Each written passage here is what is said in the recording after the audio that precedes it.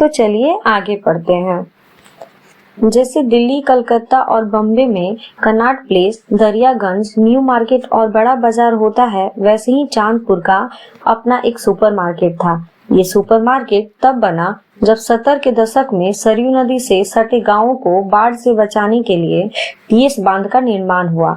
ये बांध बलिया के तुर्ती पार से शुरू होकर चांदपुर होते हुए सुरेमनपुर तक जाता था।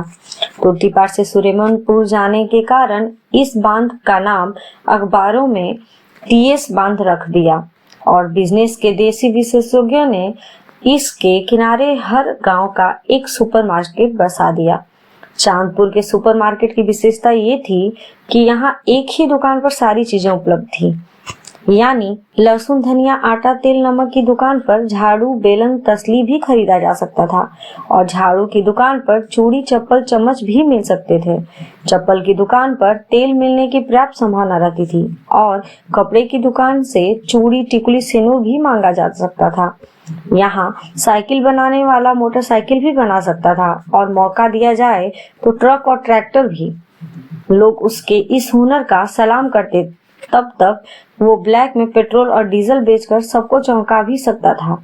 हाँ, मिठाई की दुकान वाला चाय पान तो रखता ही था, उसने मौके की नजाकत समझकर भांग बेचना भी शुरू कर दिया था। हाँ, सरयू के रास्ते बिहार से यूपी आने वाली ऊंचे दर्जे की मादक द्रव्यों को फ्रेंचाइजी चांदपुर दियार में ही थी।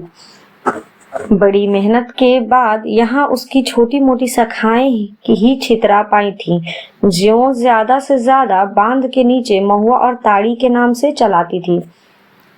लेकिन प्रस्तुत दुकान का संबंध न आबकारी विभाग से था, न ही स्वास्थ्य विभाग से, बल्कि आधा विद्युत विभाग से था और आधा मनोरंजन विभाग से। दुकान के दरवाजों पर सफेद चुने से मोटे मोटे अक्षरों में लिखा था, यहाँ खराब टीवी टेप बनता है और बैटरी चार्ज किया जा सकता है। वहीं बगल में स्केच और दफ्ती के सहारे एक और सूचना दी गई थी, 2 रुपया में एक गाना, कृपया यहाँ फालतू न बैठे। प्रो फूकन मिस्त्री, ग्राम चांदपुर। इस उपरोक्त सूचना में गाने का संबंध न किसी गायिका से था, न ही किसी नृत्यांगना से, बल्कि इसका संबंध एक समस्या के समाधान से था। इस समस्या का संबंध सीधे देश के युवा वर्ग से था, इसलिए इसका महत्व देश की किसी भी समस्या से कहीं ज्यादा था। बात यह हुई थी कि उन दोनों गांव जवार के आशिकों को एक हिट गाना बजाने के लिए उस फिल्म का समूचा ऑडियो कैसेट खरीदना पड़ता था। कई फिल्मों के 1-2 गाने ही ठीक होते थे, बाकी के गाने तेरे ही पर बजाने लायक नहीं होते थे।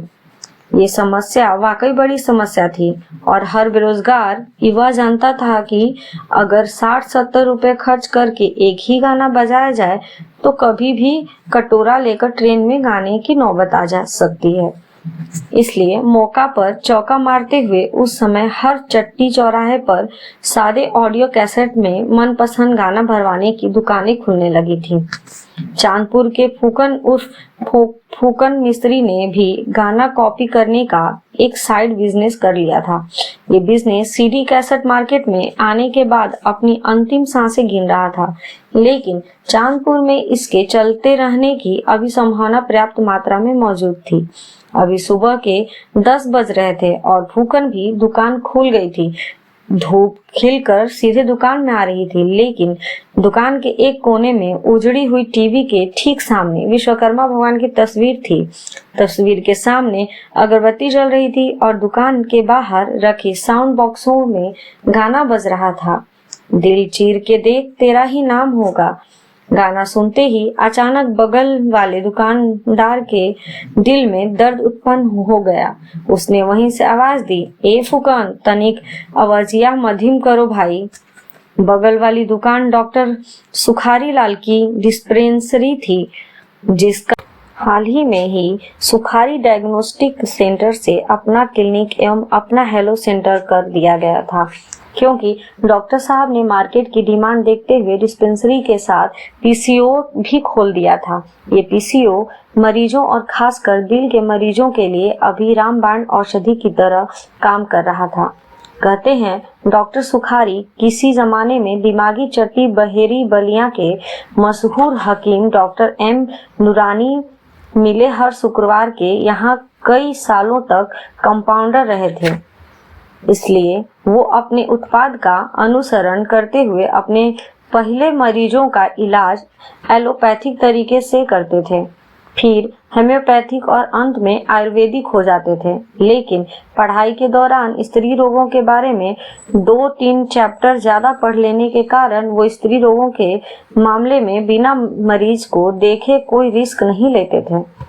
एक दिन की बात है, कहीं से खबर मिली कि चांदपुर के नन्हाकुआ में भैंस की तबीयत ठीक नहीं है। भैंस देखते समय पता चला कि नन्हाकू में को भौजी भी ठीक नहीं है। पशु रोग विशेषज्ञ बनकर भैंस देखने के गए सुखारी डॉक्टर झट से स्त्री रोग विशेषज्ञ बन गए और नन्हाकुआ की नई नवेली स्त्री और नई नवेली भैंस को ठीक कराए। लेकिन इसी बीच एक दुर्घटना हुई। हुआ ये कि कई दिन के इलाज के दौरान डॉक्टर साहब ने कि सीने में उस हिस्से में दर्द उभर आया जिसे फिल्मी संगीत वाले ने दिल कहकर कई दशकों से बदनाम किया हुआ था।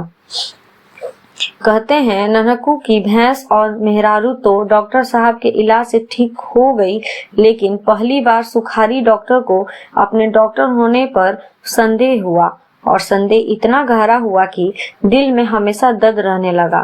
डॉक्टर साहब ने आज उसी दर्द को ठीक करने के लिए अभी एलोपैथिक होम्योपैथिक की जगह म्यूजिक थेरेपी का सहारा लिया हुआ था और फूकन की दुकान पर बज रहा ये गाना उनकी ही फरमाइश पर लगाया गया था।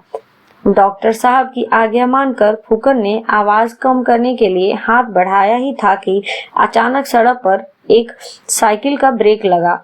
च्यों की आवाज आई। मंटू साइकिल से उतरकर तेजी से फूकन की तरफ भागा। अब क्या हुआ? साइकिल पर बैठे बैठे राकेश ने पूछा। 1 मिनट भाई, बस 1 मिनट रुक जा, फूकन से एक काम है।